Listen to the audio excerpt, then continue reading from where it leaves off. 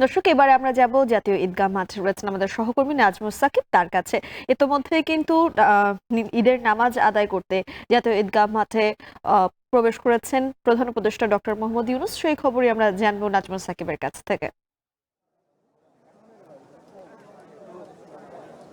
তানজিল, আপনি ঠিকই কিন্তু বলেছেন যে প্রধান উপদেষ্টা ডক্টর মোহাম্মদ ইউনূস কিছুক্ষণ আগে কিন্তু তিনি এখানে উপস্থিত হয়েছেন এবং প্রধান যেই জামাতটি ঈদগাহে সেটা কিন্তু ঠিক এখন 8:30 বাজে, এখনই কিন্তু শুরু হবে। যদিও দেখাতে চাই যে শুধুমাত্র প্রধান উপদেষ্টা বা উপদেষ্টারাই নয়, এর বাইরেও যারা আছেন মুসল্লি, তারা কিন্তু এখানে উপস্থিত হয়েছেন।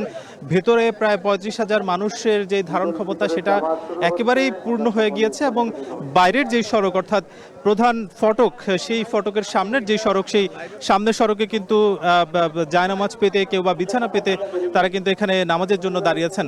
এবং এই যে এখন যেই জামাতটি শুরু হবে, সেই জামাতের ইমামতি যিনি করবেন তিনি বায়তুল মুকাররমের প্রধান খতিব আব্দুল মালেক, তিনি কিন্তু এই নামাজটি পড়াবেন বলে আমরা জানতে পেরেছি। এবং ইতিমধ্যে মুসল্লিরা সবাই দাঁড়িয়েছেন। কিছুক্ষণ পরেই আসলে নামাজটি শুরু হবে।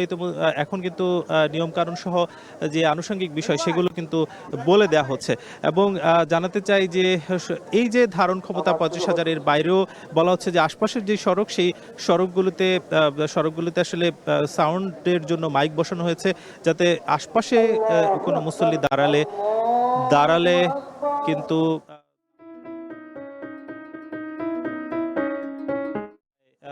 90,000 মানুষ কিন্তু এখানে নামাজ পড়তে পারবেন। এবং জানাতে চাই যে এখনই কিন্তু যে ঈদুল ফিতরের নামাজ,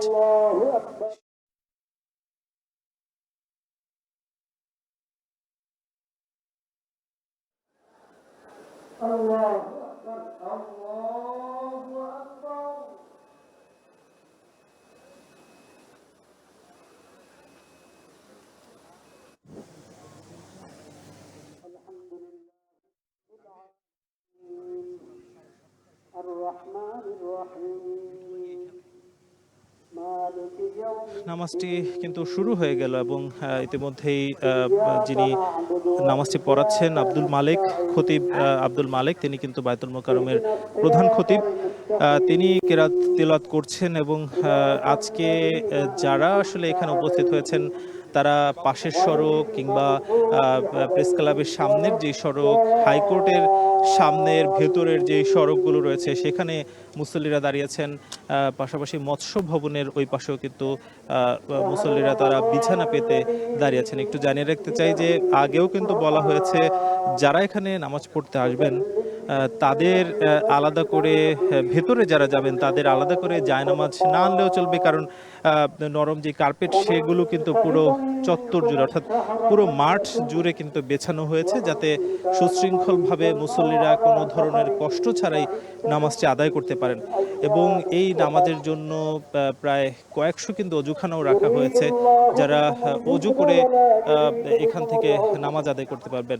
শুধুমাত্র পুরুষই নয়, এর বাইরেও অন্তত কয়েক হাজার নারীরাও কিন্তু এই জামাতে অংশ নিতে পারবেন। এবং আমরা অনেক নারীদের সঙ্গে কথা বলেছি, তারা বিভিন্ন জায়গা থেকে এই ঈদের যে প্রধান জামাত সেখানে নামাজ আদায় করার জন্য তারা উপস্থিত হয়েছেন। আমরা বেশ কয়েকজন নারীর সঙ্গে কথা বলেছি, তারা জানাচ্ছেন যে পুরান ঢাকার লালবাগ, চকবাজার কিংবা নাজিরা বাজারের যে সড়কগুলো রয়েছে, সেই সব এলাকার বাসিন্দা তারা কিন্তু এখানে এখানে উপস্থিত হয়েছেন। এবং এবং অনেকে আসলে ঢাকার বাইরে থেকেও তারা কিন্তু এই ঈদের নামাজের জন্য এসেছেন। এবং বলছিলেন যে এই যে নিরাপত্তার যে একটা বাড়াবাড়ি আসলে গত কয়েক বছরে ছিল, সেটা আসলে এখন নেই বলে, ফলে দীর্ঘ লাইনে যে দাঁড়িয়ে থাকা সেটা আসলে লাগছিল না। অর্থাৎ মেটাল ডিটেক্টর সহ যে নিরাপত্তা সরঞ্জামাদি, তার ভেতর দিয়ে প্রবেশ করলেই আসলে হয়ে যেত।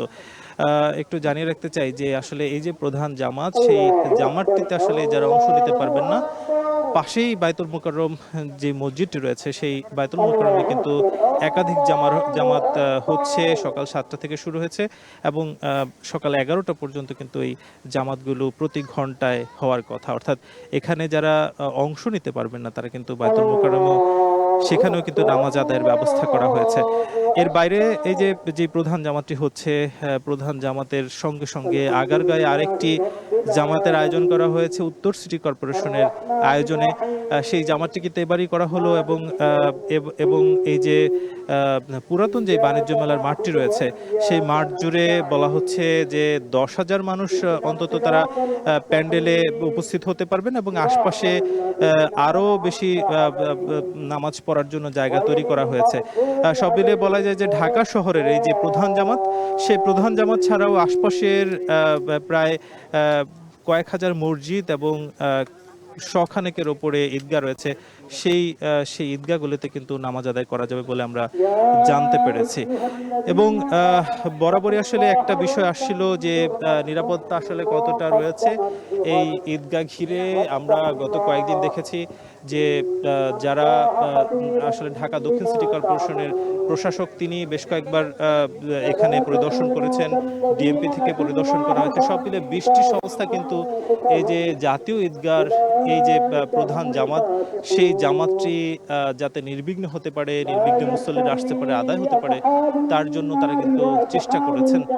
এই 20টি সংস্থার মধ্যে আসলে এর বাইরে বড় আসলে যেহেতু নিরাপত্তা ব্যবস্থা নিয়ে বলা হয়, 5 স্তরের নিরাপত্তা কিন্তু এই জামাতকে ঘিরে তৈরি করা হয়েছে। কয়েক হাজার ইউনিফর্ম পরিহিত আইন শৃঙ্খলা বাহিনী, এর বাইরেও সাদা পোশাকের যারা আছেন তাদেরকে রাখা হয়েছে এই নামাজ যাতে নির্বিঘ্নভাবে হতে পারে। আমরা দেখেছি যে দল বেঁধে একেবারে পরিবার পরিজন নিয়ে এই ঈদের জামাতটিতে অনেকে এসেছেন এবং এক রকমের পোশাক পরে আমরা দেখেছি যে অনেকেই তারা কিন্তু এই ঈদগাতে হাজির হয়েছেন এবং তাদের মধ্যে আসলে একটাই প্রত্যাশা যে এই যে 1 মাস সিয়াম সাধনা, সেই সিয়াম সাধনা শেষে আজকে যে ঈদুল ফিতর, সেই ঈদুল ফিতরের মধ্য দিয়ে বাংলাদেশে সকল ধরনের হানাহানি কিংবা বাংলাদেশের উপর যে ষড়যন্ত্র সেগুলো কেটে যাক, সেই দোয়া তারা কিন্তু করবেন বলে আমাদেরকে জানিয়েছেন এবং আগামীর যে বাংলাদেশ, সেই একটি সুন্দর বাংলাদেশ কিন্তু তারা এর মধ্য দিয়ে প্রত্যাশা করবেন। আমরা দেখতে পেয়েছি যে ইতিমধ্যে আশপাশের যে সড়কগুলো সেগুলো একেবারে ভরাট হয়ে গিয়েছে। জামাতের যেই 2 রাকাত, তার মধ্যে প্রথম রাকাত শেষ হয়েছে এবং দ্বিতীয় রাকাতটির সিজদা চলছে, অর্থাৎ কিছুক্ষণ পরেই কিন্তু এই 2 রাকাত নামাজ সেটা কিন্তু ঈদুল ফিতরে সেটা শেষ হবে এবং এর পরপরই খুতবা হওয়ার কথা রয়েছে এবং খুতবার পরপর সারা বাংলাদেশের জন্য কিংবা বিশ্বের জন্য কিন্তু দোয়া হওয়ার কথা রয়েছে। এখানে একটু জানিয়ে রাখতে চাই যে প্রধান উপদেষ্টা এখানে তিনি এই যে প্রধান জামাতটি হচ্ছে সেখানে উপস্থিত হয়েছেন। যদিও আমরা বরাবরই দেখি যে রাষ্ট্রপতি কিন্তু এই প্রধান জামাতটিতে উপস্থিত হন। এবার আসলে যিনি মোহাম্মদ শাহাবুদ্দিন, তিনি কিন্তু এখানে আসেননি। তিনি যেই বঙ্গভবনে, সেখানে কিন্তু তার ঈদুল ফিতরের নামাজ আদায়ের কথা রয়েছে। এর আগে আমরা দেখতে পেয়েছি যে প্রতি বছরই বিভিন্ন যে রাষ্ট্রপতিরা ছিলেন তারা কিন্তু এখানে এসে উপস্থিত হতেন এবং নামাজ আদায় করতেন। যদিও করোনার যেই সময়টা, অর্থাৎ 2 বছর, সেই 2 বছর কিন্তু যেহেতু জাতীয় ঈদগাতে নামাজ আদায় হয়নি, তখন কিন্তু যিনি রাষ্ট্রপতি ছিলেন তিনি কিন্তু বঙ্গভবনেই নামাজ আদায় করেছেন এবং এবার ঠিক আলাদা একটি ঘটনা ঘটলো এবং আমরা দেখতে পেয়েছি যে যারা উপদেষ্টারা আছেন তাদের অনেকে এখানে প্রধান উপদেষ্টার সঙ্গে এসে একসঙ্গে নামাজ আদায় করছেন এবং বিভিন্ন রাজনীতিবিদ তারা কিন্তু এখানে এসে একসঙ্গে নামাজ আদায় করছেন এবং এই যে 3টি গেট রয়েছে এখানে প্রবেশ করার, সেই 3টি গেটের মধ্যে একটি কিন্তু ভিআইপি গেটও ছিল। সেই গেট দিয়ে কিন্তু তারা আসলে প্রবেশ করেছেন এবং সাধারণ মানুষের জন্য অন্তত 2টি গেট কিন্তু খোলা ছিল। দেখতে পাচ্ছেন যে ইতিমধ্যে কিন্তু 2 রাকাত নামাজ সেটা শেষ হলো সালাম ফেরানোর মধ্য দিয়ে এবং যারা আসলে নামাজ আদায় করলেন তারা আসলে সড়ক থেকে উঠছেন, অনেকে ইতিমধ্যে কোলাকুলিও শুরু করে দিয়েছেন। একজন আরেকজনের যেই ভালো চাওয়া কিংবা বাংলাদেশের উন্নতি চাওয়া, সেটা কিন্তু আসলে তারা এর মধ্য দিয়ে ব্যক্ত করছেন। ঠিক কিছুক্ষণ পরে আসলে খুতবা অনুষ্ঠিত হবে এবং এর পরপর মোনাজাত হওয়ার কথা রয়েছে।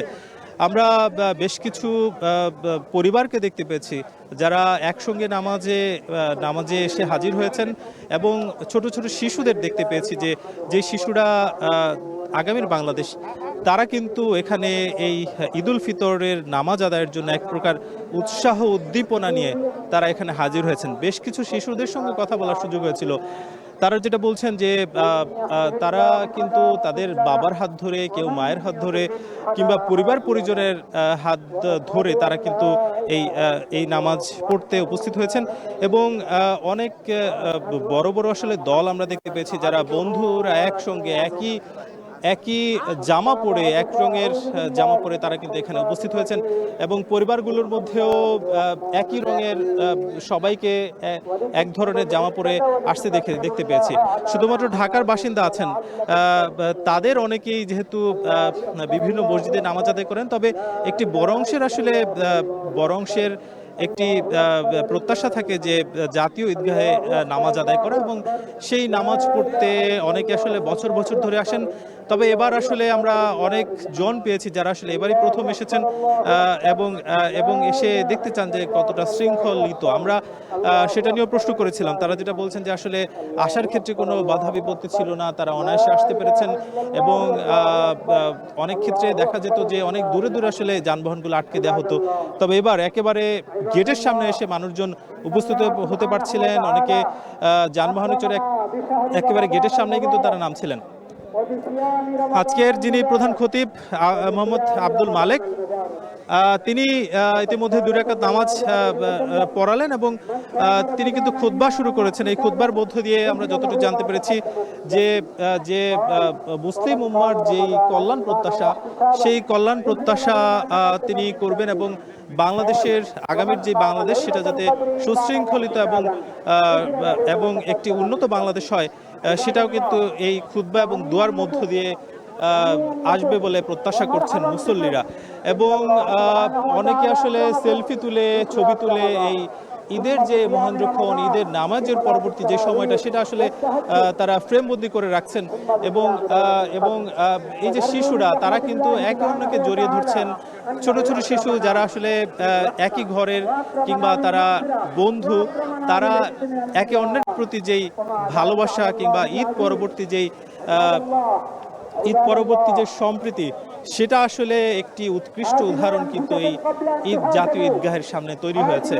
আমরা দেখতে পেয়েছি যে এখানে নতুন জামা কাপড় পরে সবাই উপস্থিত হয়েছেন এবং গত কয়েকদিন আমরা দেখতেও পেয়েছি যে যেই মার্কেটগুলো রয়েছে, সেই মার্কেটগুলোতে আসলে উপচে পড়া ভিড় ছিল এবং ঢাকাবাসীর অনেকেরই আসলে প্রত্যাশা যে তারা এলাকার যে মসজিদ, সেই এলাকার মসজিদে কেউ কেউ নামাজ পড়বেন, কেউ যে ঈদগাহ রয়েছে সেই ঈদগাহগুলোতে নামাজ পড়বেন। সব মিলিয়ে বলা যায় যে ঢাকার মধ্যে প্রায় 100খানেক ছোট বড় কিন্তু ঈদগাহ রয়েছে কিংবা খোলা মাঠ রয়েছে যেখানে আসলে নামাজ আদায় হয় এবং হাজারের ওপরে কিন্তু মসজিদ রয়েছে, সেই মসজিদগুলোতে নামাজ আদায় হওয়ার কথা। এবং বিভিন্ন সময় অর্থাৎ সকাল 7টার পরপরই আমরা দেখতে পেয়েছি যে রাজধানীর যে মসজিদগুলো, সেই মসজিদগুলোতে নামাজ শুরু হয়ে গিয়েছে এবং বড় যেই জামাত বলতে গেলে সেই বড় জামাতগুলো আসলে জাতীয় ঈদগাহে হচ্ছে কিংবা আগারগাঁয়ের যেই ঢাকা উত্তর সিটি কর্পোরেশনের যেই ঈদগাহটি করা হয়ে যেই নামাজের আদায়স্থল করা হয়েছে, অর্থাৎ পুরাতন বাণিজ্য মেলার মাঠ,